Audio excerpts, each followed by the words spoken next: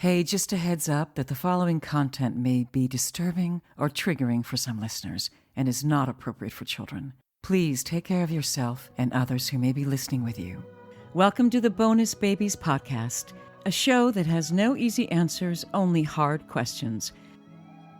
It was a rough road. I realized one day that I was worth more than, because I just had no self-worth. I felt alone in the world. I felt like the world was just an awful place with awful people that were mean, and that there was just no good in the world. I thought that I was a kind of person, because I've always had this huge heart, and I don't kill bugs, and I've always just loved so genuinely and completely, and I just felt really alone because I had never seen anybody else be like that. I had never seen anybody else just have the same kind of, for example, when you love somebody, your natural instinct is to want to protect them from harm. And I'd never seen anybody else have that instinct towards me, at least. And so, yeah, I hated the world, and I just kind of wanted to die. And I ended up meeting somebody who was really kind of incredible, that helped me out of a lot of it.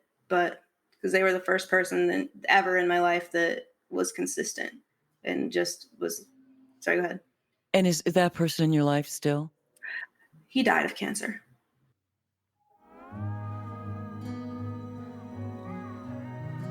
Can you tell me what you call the kids who you've cared for over the years? We feel that the children that we receive coming into our home are bonuses. So we call them bonus babies. I love that. This is your host, Jayne Amelia Larson, and I'm a CASA, a court-appointed special advocate volunteer for youth in foster care. Yeah, I know, it's a mouthful. In the same way a CASA works, I explore all things in the foster care maze by talking to kids, parents, caregivers, attorneys, social workers, therapists, really anybody and everybody who will speak to me to keep the conversation open and the information flowing about all things CASA.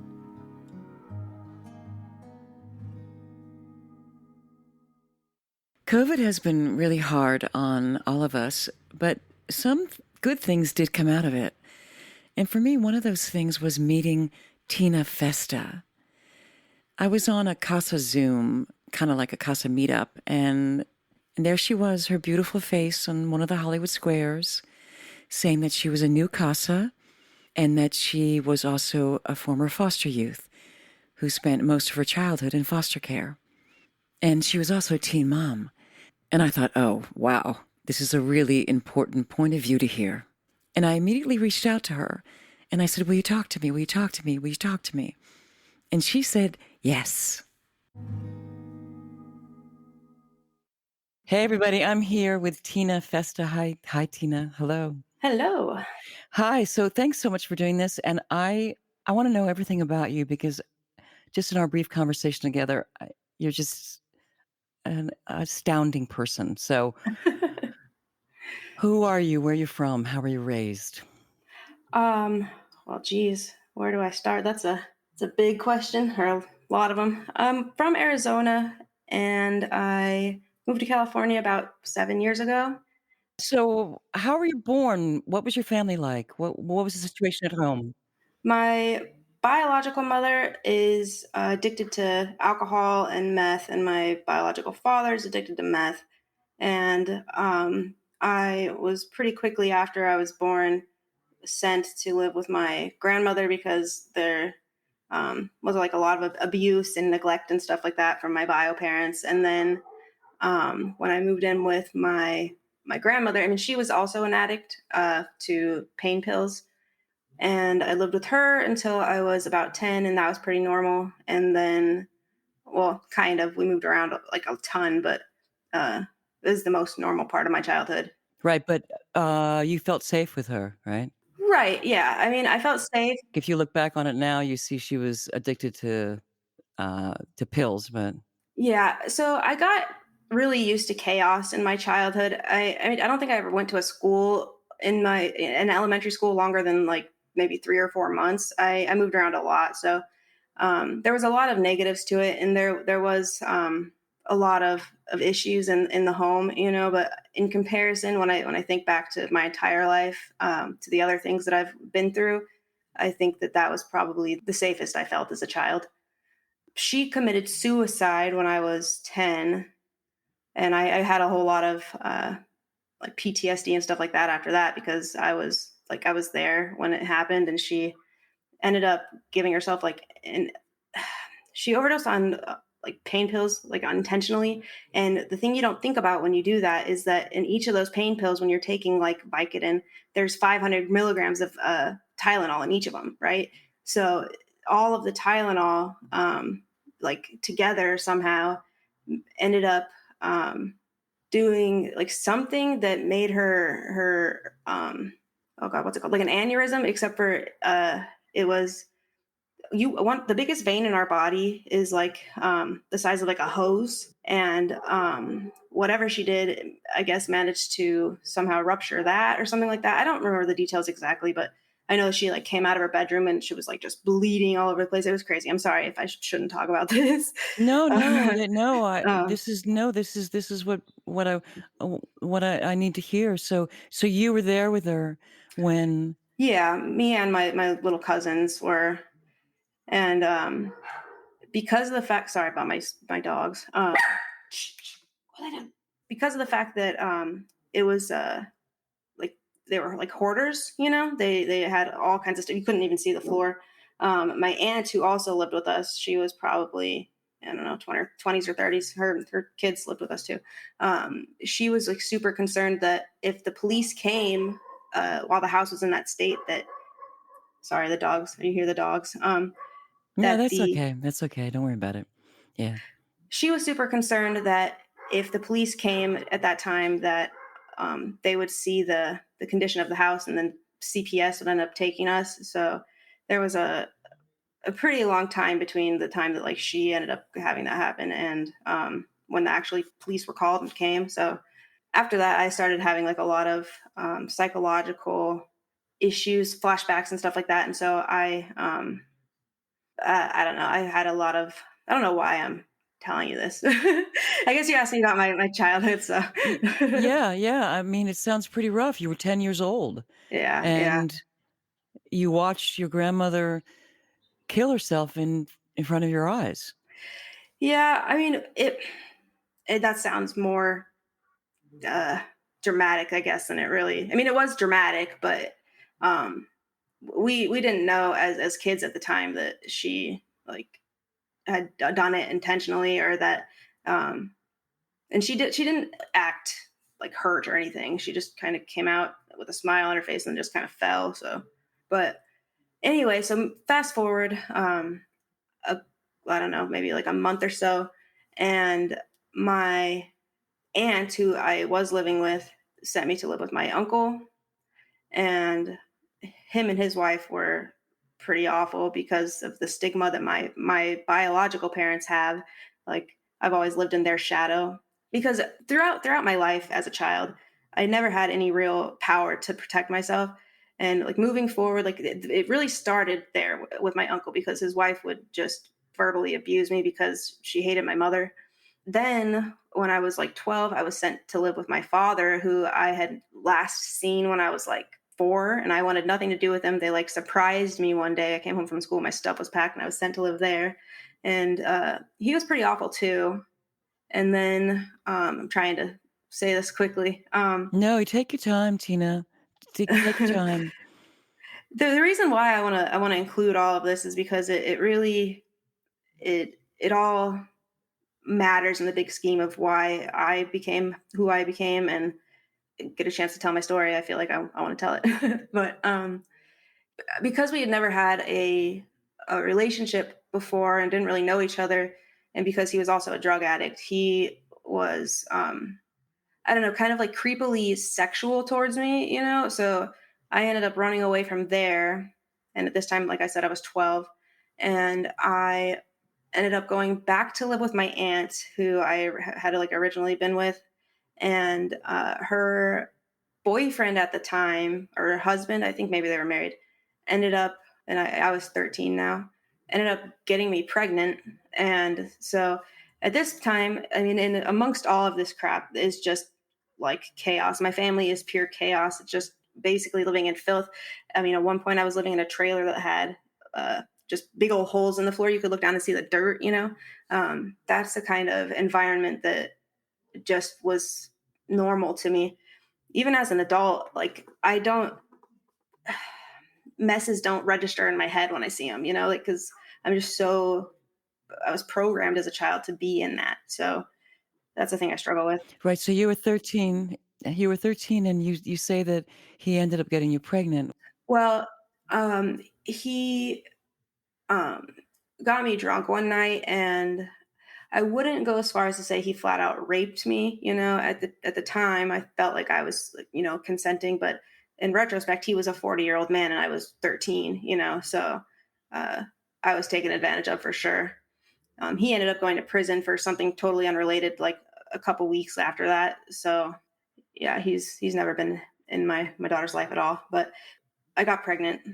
I was still living with my aunt at the time, and she was freaking crazy. Like the whole reason why her husband went to jail was because she's a pill addict, and she would basically hold his kids over his head if he didn't go get her some sort of money or whatever for drugs. And so I was living in that environment, and I didn't feel safe at all. I tried like several times throughout my life to get in touch with CPS to get help and get out of my situation, but they never listened to me or helped me, you know? And so, Right. So nobody helped you, even though you asked for help repeatedly. yeah, several times. And I know that the school had called CPS a couple of times, and um, they just, nothing ever came of it, you know? And there was always honestly consequences for me because of the fact that it ended up being found out that I was the one that, like, they wouldn't come and say that, oh, it was a random reporter or whatever. They would literally like tell on me that I was the one that asked for help. And so I kind of gave up on trying to escape my situation throughout my childhood. But once I got pregnant, I realized that I had to do something. I guess it was right after she was born. She was like a couple weeks old. I contacted them again, and this time they listened because I had a newborn. And so they came and they gave me the options to either just have her go, and almost as a second thought, they asked me if I wanted to go with her, you know, Right. You mean have her go like into care? to foster care. Yeah. Right. Because I just wanted to get her out of the situation that I was in, you know, because I had no ability to fend for myself, even let alone a child. And How did you have your baby? Did you have your baby at home or in the hospital or in the in hospital, the hospital? yeah, she was big baby. Big baby, huh? Yeah, Yeah. she was like almost 9 pounds or something. She And was what's her big. name? Can you say? It's Halen, Halen. Mm-hmm. so it means special in German. Mm-hmm. All right. Then what happened? They took you both into care as an Yes, afterthought, they asked you. yeah. So we ended up going to a place called Payson, which was about I don't know, an hour and a half away from where I was living, which was Mesa, Arizona. And we were put with this foster home. And in the beginning of being there, it seemed really amazing, you know. And I was dealing with all, like I said, the PTSD and everything like that I had from my childhood, and trying to process that. And I ended up agreeing to let my daughter be adopted because, you know, again, I wasn't able to have rights over her because I was a ward of the state. Because at that time there were no people left to have any type of guardianship or anything like that over me, so I was technically a ward of the state. And so they adopted her, and they were a lovely couple, lesbian couple. That one of them was a paramedic, and then oh gosh, I can't remember what the other lady did. And do they still have your baby? They do, but there's a whole complication with that too, because later on down the road they decided they didn't want her anymore. But I guess I'll get into that. But Yeah. So you put her up for adoption, and then what happened to you? well, I continued to be in foster care, and I guess that's the point of this whole thing is the foster care part. But so I guess it's just important for people to understand that these kids, when they come into foster care, are coming from a lot of times unimaginable backgrounds. You know, just first of all, just most likely the average person wouldn't even be able to fathom the kind of things that end up putting kids in the system, because they don't, despite popular belief, like they do not just take your kids, like they have to have a reason to. So usually by the time a kid ends up in the system, they've been through quite a lot. And I think you're right. I think people do need to know that, because they have no idea what Right. happens to these kids and why they end up in care. And I think hearing your story is really important. So thank you again. So you mentioned when we were talking on the phone that you have CPTSD, not just PTSD. So what's the difference? Can you explain that for me? Absolutely. Yeah. So I have a thing called CPTSD, or complex post-traumatic stress disorder. The difference between CPTSD and PTSD is that PTSD is caused by like maybe a single exposure to an event, like maybe you get into a car accident and you almost die, or you go to war and it can be over a couple of months or whatever, but it's a single event that you experienced. It can be from maybe getting sexually assaulted. CPTSD is from having years and years of exposure to traumatic events or to PTSD causing events. And the thing is the thing that's different about CPTSD, and I think that there's a pretty good likelihood of a lot of the children in the system having it, is that it can be caused by constant exposure to uncertain terms, like where am I going to sleep tonight? How am I going to eat tonight?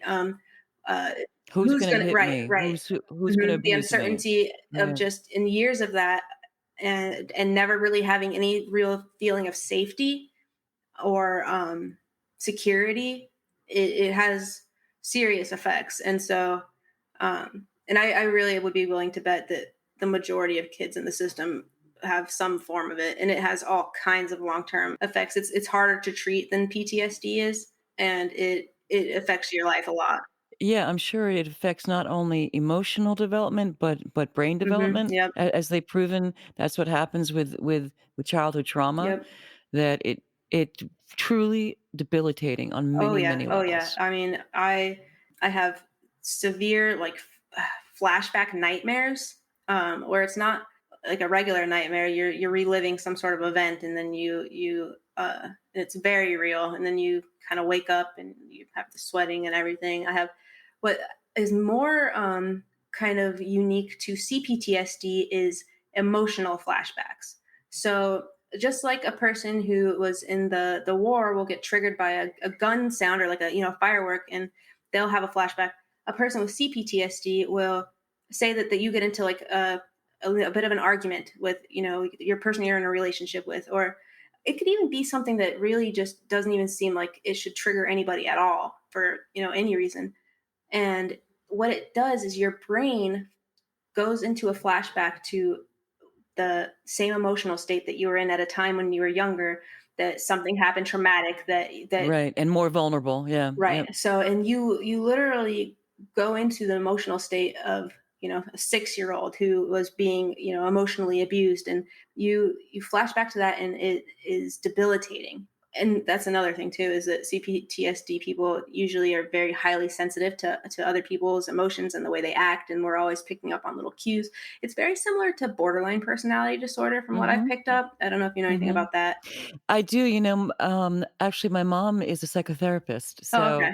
yeah, and then so when you were talking about the work, I'm like, my mom's gonna like this episode." Right. Yeah. And it's not very well known. I think that I don't even think it's in the DSM-5 yet, CPTSD, but I know that It's hard to say, I know that. yeah, CPTSD. yeah, it's complex post-traumatic stress disorder. I know that Right. other things a lot of times get misdiagnosed as, other things that are probably CPTSD get misdiagnosed as borderline, or get misdiagnosed as other things, which all have a stigma that people will have to deal with and live with, which is another unfortunate thing and reason why I wanted to become a Mm, therapist. But um, I think that that's another really important thing to keep in mind when you're interacting with children, is that it's called being trauma informed, and just yes.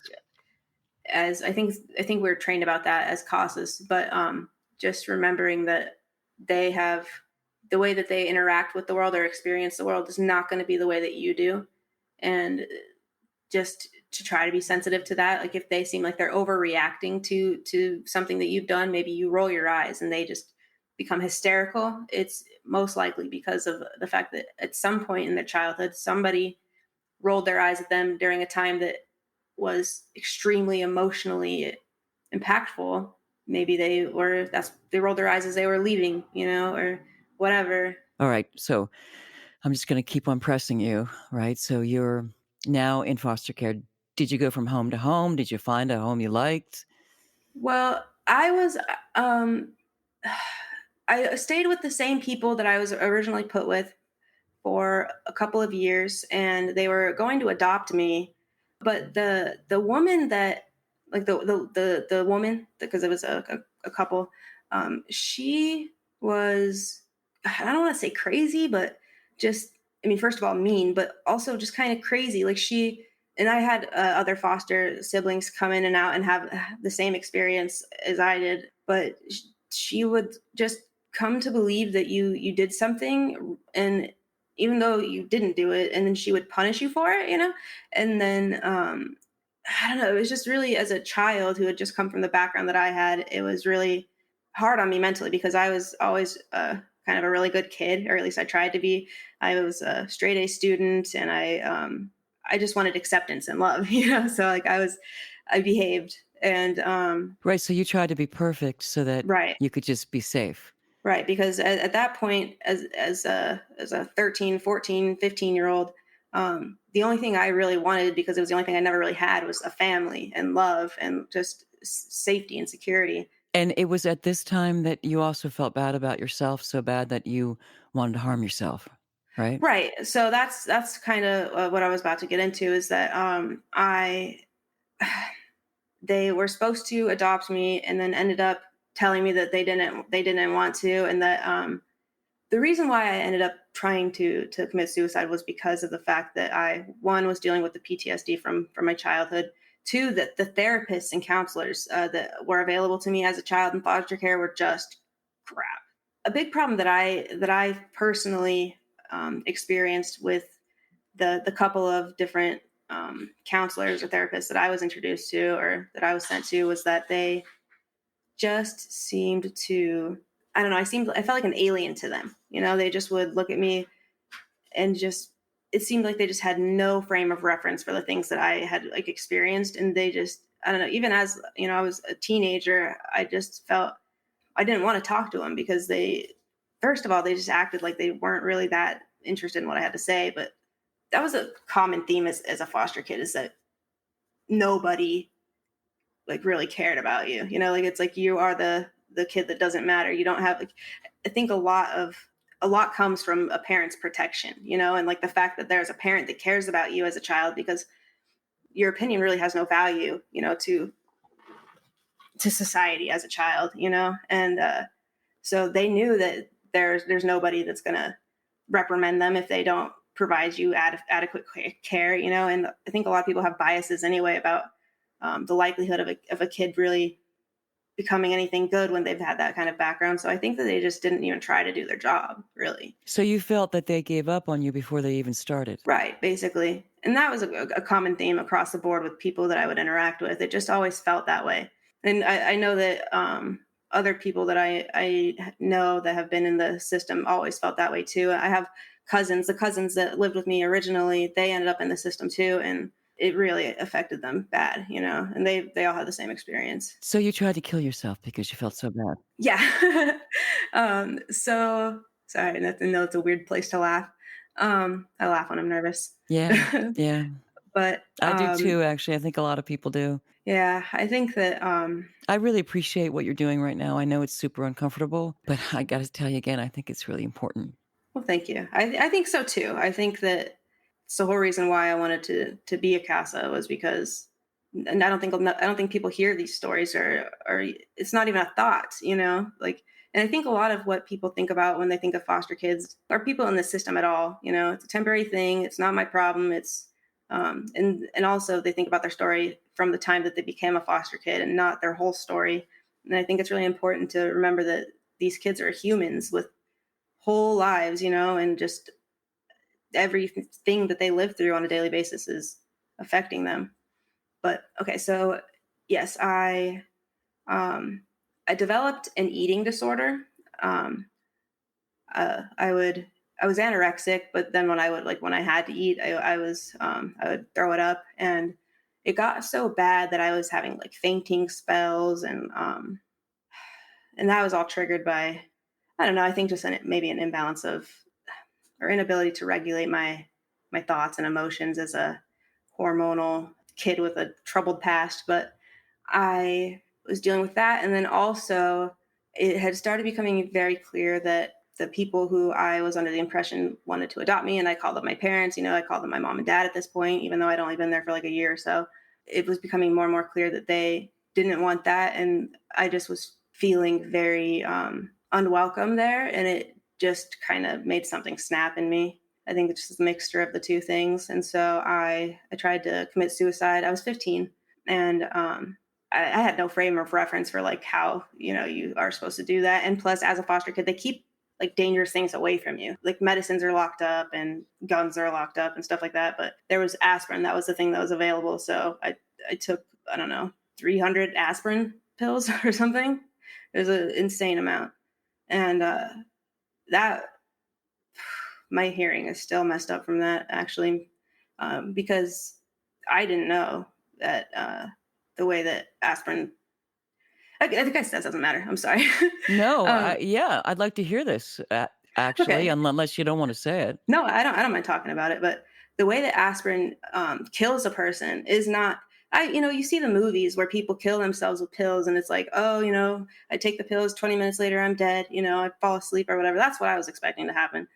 Um, that is not how aspirin takes you out. Aspirin is probably the absolute worst thing you could ever choose to try to kill yourself with. It basically, because aspirin's a blood thinner, and then it basically just turns your organs to mush, But when I took the pills, I took the pills, and then I had like got into the bathtub, and I was just, thinking, okay, I'm gonna fade away, but didn't happen. A couple hours go by, school starts the next day, or like school's about to start the next day. And like I'm not even really feeling any symptoms yet at this point. But I was acting weird. I was acting weird, I guess, to my friends.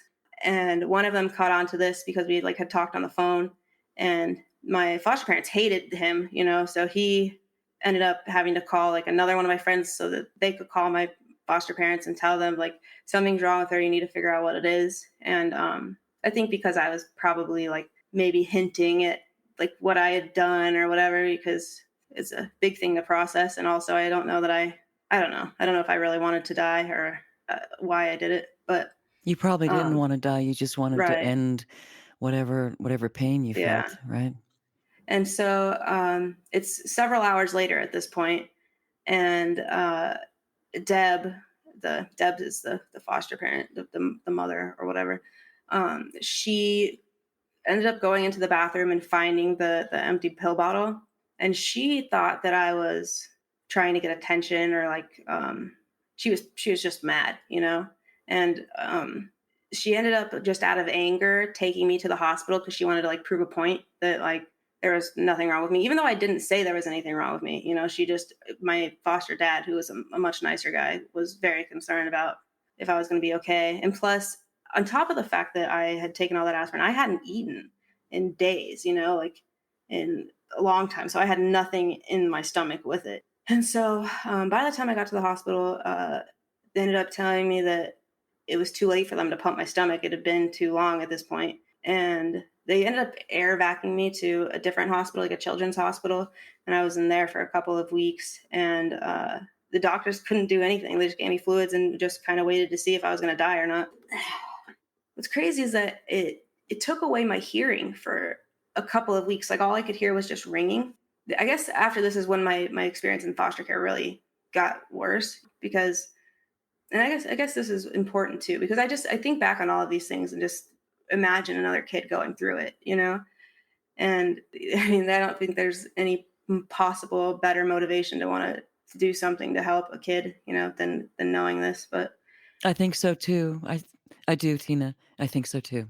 when I was in the hospital, nobody came to visit me. Like I was in there by myself for a couple of weeks, and not a single person like came to, not a phone call, like nothing. And Did your friends know where you were? no, my friends didn't. My friends, Right. so it would only been my foster parents or my caseworker or Right, just and they something. didn't come. The foster parents didn't come. They didn't No, call you, nothing, even the dad. nothing. They were just mad. They were just mad at me for what I did. And so when I finally got released from there, I went to a behavioral watch facility for like, I don't know, a couple weeks or whatever. And then when I got released from there, that was crap too, man. The places that they send kids to for mental health are awful. Like they just essentially just give you some sort of diagnosis and just throw pills at you and don't try to give you any type of therapy, or because I think it's maybe they don't have the resources. I don't know, but it's really a theme is that it's probably not financially beneficial to really put that much time into trying to care for a foster kid, because you are seeing several of them. It's probably for not very much money, and it just makes more sense to be like, okay, here's some pills, go about your day, instead of trying to tackle whatever it is they're really going through. But when I went back to foster care, or back to their house, they were so mad at me. They told me they didn't want to adopt me anymore. They told me that, I don't know, they took it personally for some reason. Like You you know? had done it against them Right, to right. make them unhappy as opposed to Exactly. a cry for help on your part. Right. And so at that point, I couldn't take it anymore. I was having, the behavioral place had put me on these meds, and they were making me crazy. Like they were making me like just think about dying 24/7. And I guess that's actually pretty common for, you hear in like the commercials, children, teens, and young adults become suicidal, blah, blah. Well, that is what was happening to me. It was, oh my God, it was crazy. Like it's all I could think of 24/7. I tried to like, um, hang myself in the school bathroom, and I tried talking to my foster parents about it and telling them like, I can't take this anymore. It's going to end up like, I'm going to end up dying or something, cause I didn't want to die. It was more of just an obsessive thought. And they basically threatened me if I didn't, take it and everything like that. And I tried talking to my doctor. My doctor just told me I needed to take it longer. And that just kind of was my breaking point. And I was talking to a friend, the friend that had realized something was wrong with me that the day I tried to kill myself. And he said something to me that like just changed my life, because he was like, you don't have to be there. You are in control of your life. And it just was revolutionary. I literally the next morning I ran away because it was awful in there. And I was on the run for 2 weeks before I got caught. How did you get caught? I think of something stupid, like I was jaywalking, and they tried to run my name, realized I was a minor. They took me to my caseworker, who was devil. She actually ended up getting fired, I found out, because she was scandalous. But she took me to this group home in like Casa Grande, which is basically just the desert. And those places are awful. And that's another thing that I think that is important for people to know, that people just don't have any reason to know, is that there are not enough foster parents for all the foster kids that there are, or all the kids in the dependency system that need a placement. So a lot of these kids get put into these shelters. And the one I was put into was a boy and girl shelter. And so it's a group of like, I don't know, 30 people, 30 kids with maybe like one adult or two adults. That it's kind of like a jail is basically what it's like, except for with less supervision. And essentially there's like a living room with bedrooms on one side and bedrooms on the other side. The boys were in the bedrooms on one side and the girls were in the bedroom on the other side, but there's nothing blocking in between. And at night when we would like fall asleep, the boys would like sneak around, because like the caseworker or the supervisor, adults, whatever, would fall asleep. And the boys would like come in and like try to like sexually assault us. And it was miserable, and the people that were taking care of us were very mean and just treated us like we were prisoners who had done something wrong that they were there to punish for some reason. So I ended up, after the second night of being there and having another, like I woke up and there was like a boy on top of me, like trying to like, he was like 17. He wasn't even like a young boy, and he was pretty big. After that, I was triggered because I had dealt with a lot of abuse as a child, sexually. And I don't know, it triggered me in a way that I just couldn't do it anymore. So I ended up running away from there, and I was on the run until I was 18. I stayed on the run after that. So that's my story. Right, right. So when you say on the run, you were homeless, you went from Mhm. friend to friend, you couch surfed. What did you do? I stayed with a friend for a while. I ended up posting an ad and becoming like a nanny, and I was a live-in nanny for a while. I ended up running a daycare for somebody. And obviously they had no idea you were on the run. They No were idea, no idea. no idea you were in hiding. They didn't even know how old I was. And what's crazy is that even to this day, if you look up my name, you'll see missing person. Like that's the first thing that pops up because I was on the National Endangered Children's list. Like there was one day I went to Walmart and my picture was on the wall with all the other missing people. Wow. Yeah, you can still see it. The picture's still up online if you which freaks people out when they try to look me up. They look me up and they're like, are you, how old are you? Are you on the run? Are you missing?" Because they never like took it down for some reason. But So what happened then? You're 18, and then did you know that now you're 18, you can do what you want, or did you? well, yeah, so essentially in the first like year or so after I had run away, I ended up developing an addiction to opiates, like pain pills and stuff like that. And then I ended up developing an addiction to heroin, and that kind of ravaged my life for a few years. And I mean, I got arrested for shoplifting a sandwich, and like in my mugshot picture, I look bad, and I was only barely 18, I was a baby. And I just was alone, in the world. I didn't have anybody. I didn't have parents. I didn't have family. So I just was trying to stay alive. And the problem is after you've come from that kind of background, we go towards what's familiar. And what was familiar to me was abuse and was, not the right kind of environment. And so I kept perpetuating the same abuse that I endured as a child by getting with these abusive boyfriends, and I got clean 4 years ago, 4 years ago now. And I don't know why. I'm just nervous. I don't know why that. I knew that off the top of my head. I don't know why I said the wrong number. Um, And you put yourself through school. How are you yeah, in I'm school? I doing mean, that. Hmm. yeah, how did you get to all that? Well, that's the thing is that it was a rough road. I realized one day that I was worth more than because I just had no self worth. I felt alone in the world. I felt like the world was just an awful place with awful people that were mean, and that there was just no good in the world. I thought that I was a kind of person because I've always had this huge heart, and I don't kill bugs, and I've always just loved so genuinely and completely. And I just felt really alone because I had never seen anybody else be like that. I had never seen anybody else just have the same kind of, for example, when you love somebody, your natural instinct is to want to protect them from harm. And I'd never seen anybody else have that instinct towards me, at least. And so, yeah, I hated the world and I just kind of wanted to die. And I ended up meeting somebody who was really kind of incredible, that helped me out of a lot of it. But because they were the first person ever in my life that was consistent and just was, sorry, go ahead. And is that person in your life still? He died of cancer. What's crazy is that the way I met him was that this was after I was 18, I believe. And I was on drugs at the time. And my biological mother had gotten in contact with me. I had been living with like some uh some oh I'm just gonna say it. He was like a pimp, and a couple of his like girls that he, you know, and I wasn't 18 at the time. I wasn't yet.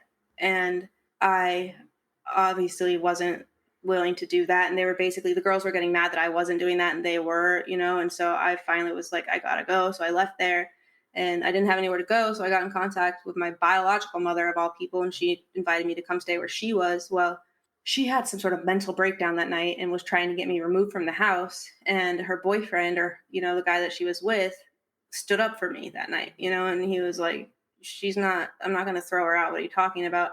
And that was the first time in my life anybody had ever done that. Anybody had ever just like not like normally any other circumstance, it would have just been like the easiest thing. It's easier to just have her go and not have to deal with the conflict with the mother, but he protected me from her, and that meant so much to me because I just never had it happen. I was already packing my stuff up, and I just was so kind of defeated at this time by the world that I didn't even think twice about it. It's just like, oh, this is normal. This is normal behavior to want to hurt your child for no reason. But after that, I don't know, he just was genuine. He used to be a history teacher, and he kind of became almost like a father to me. He was the kind of person that would just sit and talk about, all the things he knew for like ever. And normally other people would just get so sick of hearing him talk, because he had bad hearing. So he just would go on forever about history and music and everything. And everybody else just was like, could only take him in small doses, but I soaked it up, but he was the first person that ever treated me like a human being. He didn't try to have sex with me, which was another really important thing to me because my interactions with men up until that point had always been, they wanted something sexual from you, Yeah, basically from birth almost. But he didn't do that. How did you end up being a CASA? How did you hear about CASA? So I ended up becoming a CASA because after all of this, after I got, my life together and I got into school and I started going to therapy, and it was, it was a rough road, but I realized that I wanted to help somehow. That's actually why I started going to school, because I'm becoming a therapist for, I want to work with kids specifically in the dependency system as much as I can. I have concentration in child and adolescent development and doing really good there. I'm on the dean's list and the principal's list, so that's pretty cool. Nice. And I was looking for volunteer opportunities because COVID had just happened and I wasn't working at the time. I was just kind of doing my schooling, so I had extra time, and so I came across the CASA thing, and I was just like, that's perfect. Kind of encompassed everything that made me want to be a therapist, was just knowing that these kids do not have a voice. They, if somebody doesn't step in and stand up for them or like make sure that they're getting what they need, they won't. They will fall in between the cracks. They will be forgotten. They will like be another statistic and that's the thing that like really is just crap, is that they're not a statistic. Yeah, it's a sad story. It's, another kid lost to this or lost to that. It's like, that was a human that had a whole life that whatever happened because they didn't have anybody to protect them or stand up for them or care about them. So that's why I became a CASA. And how about your kids? Who are you? Because you have more than one, which is really unusual. And you're a new CASA. You just came on board. Yes, I finished my training a couple of months ago. I ended up getting the case that I got because of the fact that I know sign language, and they had been waiting for quite a long time for the CASA that new sign, because both the parents are deaf and the kids, well, they actually aren't deaf. One of them is hard of hearing, but they had been raised in a non-speaking household. A couple of the kids had not been exposed to a speaking person for a couple of years. So they needed somebody that can communicate with them. So the kids on my case, I have 4 kids on my case. 4 kids? Wow. There may actually be another one added. I don't know, because 2 of my kids actually live with another one of their siblings in one of the foster placements, and I guess he really needs advocacy too. But there might actually be another CASA getting put on his case, or I don't know. Yeah, so 4 kids, and they hadn't been exposed to speaking people, so they're barely able to talk. 2 of them are getting better with speaking. One of them's in 3rd grade, and she's doing pretty well, but they're all like way below their age range of where they should be developmentally. And have you been able to make a connection with all of them? Well, the thing is that I am going to have my first. You mean like get in contact with them or make a? No, like an emotional connection, or Well, because no, not yet. Yeah, it's COVID, so you haven't been able Yeah. to see them in person the way the CASA would normally do. I should be, because I got vaccinated, and it sounds like they're loosening up the rules about being able to visit. So I have a scheduled meeting with the 2 kids that live with their sibling that I was saying on next Monday. So that's going to be my first time meeting them. I have one of the other siblings. I went to her. She had an award ceremony for school a couple of days ago, and I got to kind of sign to her, and because she knows sign like kind of, and get to know her a little bit, but not really. I just wanted to be there to show support, even though she didn't know me yet. So no, I haven't gotten to really to develop any kind of connection with the kids, but I have been diligently interviewing every single person. And the thing is that this case is wild and nobody communicates with anybody. And there's so many different placements and the kids have been moved around so much that. Yeah, somebody was asking me, like, well, what do you actually do? And yes, we are the voice of the kid in court and the voice of the kid in general, their advocate. But we're a little bit like a hub where we connect everybody who's not communicating Right. with each other. Right.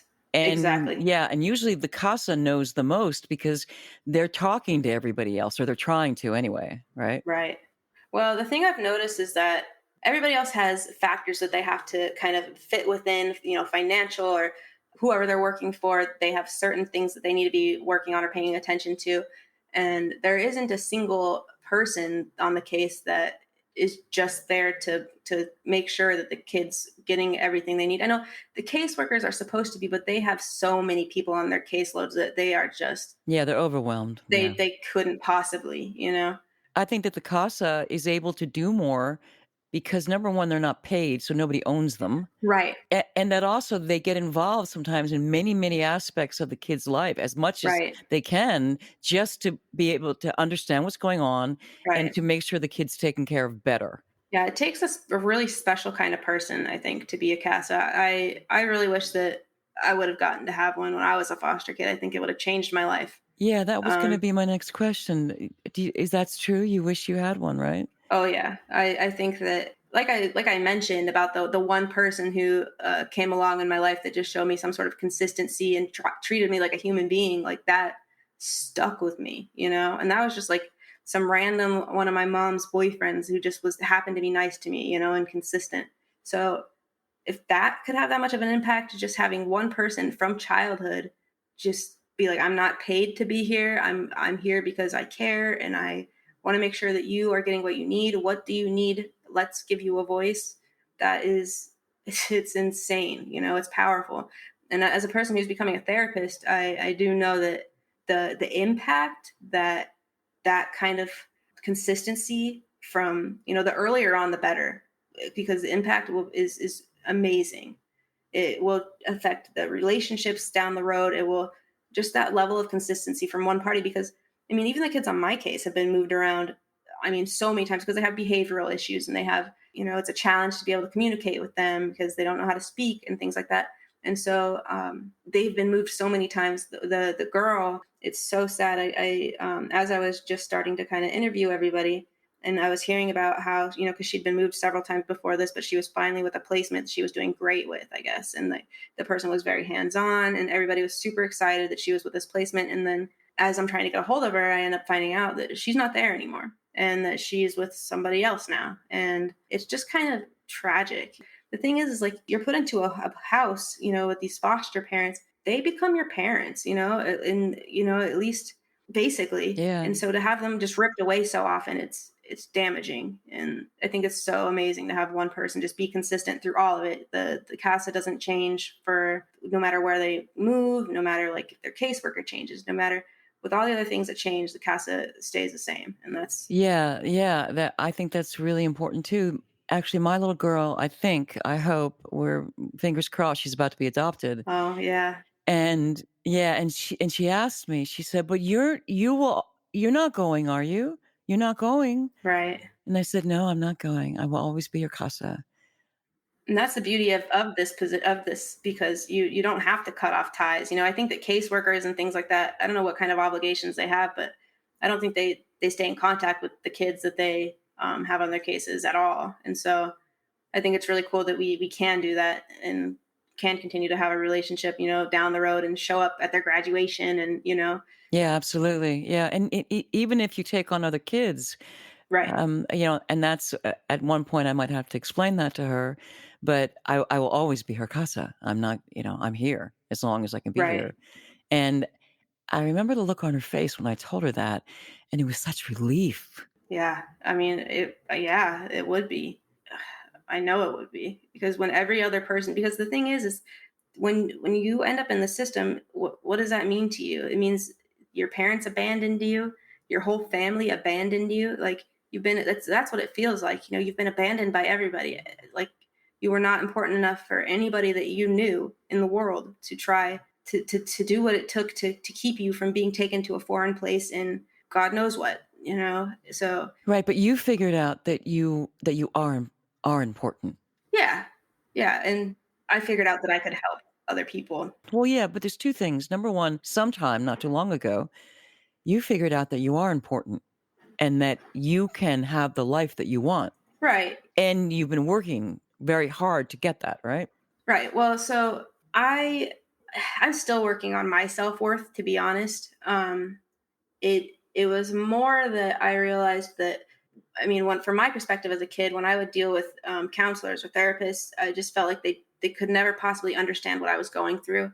And so it just occurred to me that and because of the fact that I just love people and want to help people out and just care immensely, and it made me realize that those two things kind of almost give me an obligation to try to help people who need it, who need that perspective, because I've been through a lot of different things. There's a lot of things that a lot of people have never experienced in their lives. And so having that perspective to bring to the table and be like, I know what you're going through. I can provide my insight, or just the fact that I know that they probably need somebody in their life. And most people don't even have that perspective.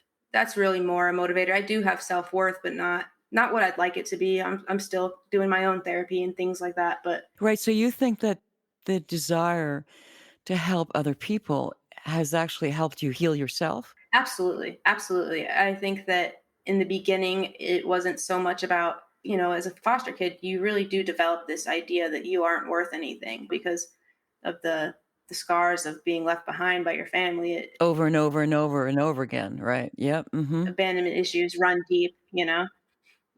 So it's really hard to break that belief. But uh, I had always done really good in school, so that was kind of a given. I love school, and when it took me a while to figure out what I wanted to do, but when I finally realized that I wanted to be a therapist, it just kind of changed things for me, because I started seeing myself having a future and started seeing myself as a human being that mattered, and it developed more and more the more that I thought about the fact that I could actually help people. I think you can. I think you're going to be great. You're going to be a great therapist. Thank you. I think you're going to be great. You have the capacity. You obviously have the empathy and the ability to. I mean, it's more than understanding. It's because you can identify Right. with the kids, right? Yeah, and I know it's kind of a weird way to learn about a person is this way. I think it kind of changes the lens that you would view me through.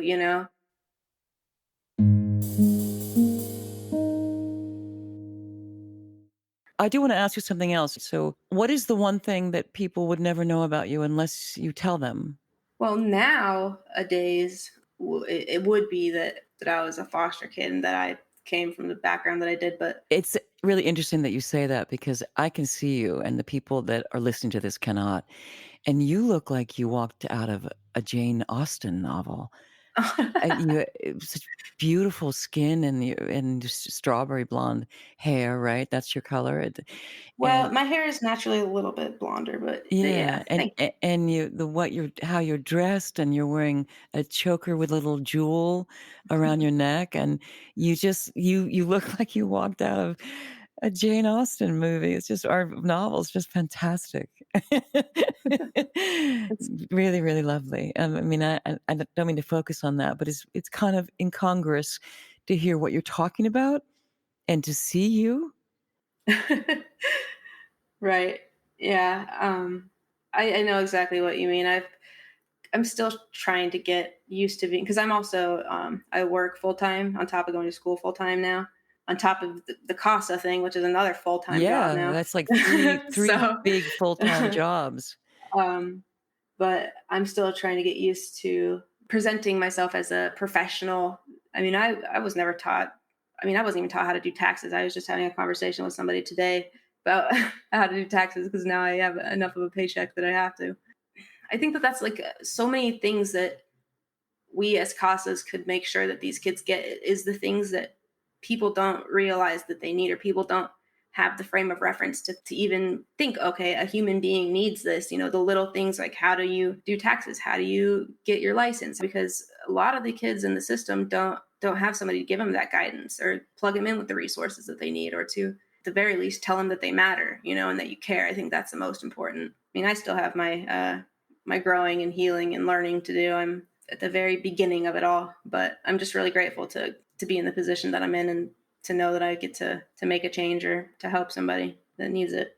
I think those kids are going to be really lucky, Teena, really lucky. And I want to thank you for talking to me today. I appreciate the invite to talk. I feel good. I don't think I've ever really just kind of laid out my story like that to anybody. So sorry if it was kind of, I get very nervous in social situations like this, where I'm on the spot. I'm great when it comes to advocating or helping somebody else or, that kind of thing. But when it's more difficult when it's you, right? Right. So thank you. Thank you. I am so glad to have met Teena Festa. She gives me hope and faith that people can get through. I mean, this happens over and over again in this podcast for me. But then when it happens again, I'm like, wow, it happened again. Teena, you are like, wow. And there you are, turning it all around to help other kids in the system who are going through what you've been through. And you get them in a way that probably no one else ever could. Wow, thanks.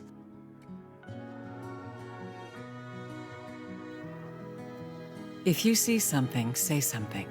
If you suspect that a child's health or safety is jeopardized in any way by parents or anyone else, contact the Child Protective Services Agency in your county. 24-hour hotlines are staffed by trained social workers who will help you through the process, and you can do so anonymously. In California, you can call the Child Protection Hotline at 800-540-4000. So if you see something, say something. You might be saving a child's life. And if you're a kid in care who wants a CASA, you can ask for one. In Los Angeles, go to CASALA.org, and anywhere else in the nation, go to nationalcasagal.org, and you can get one. I want to thank the supremely talented Christina Apostolopoulos for her beautiful music, Eferisto. To hear more of her music, go to Spotify and Instagram at Christina Aposto. That's CHRISTINAAPOSTO. I know you want to. Her stuff is really great. And thanks to my audio producer extraordinaire, Marcos Campito. I'm glad I found you. Thanks for listening, and if you like what you hear, please rate us and hit subscribe.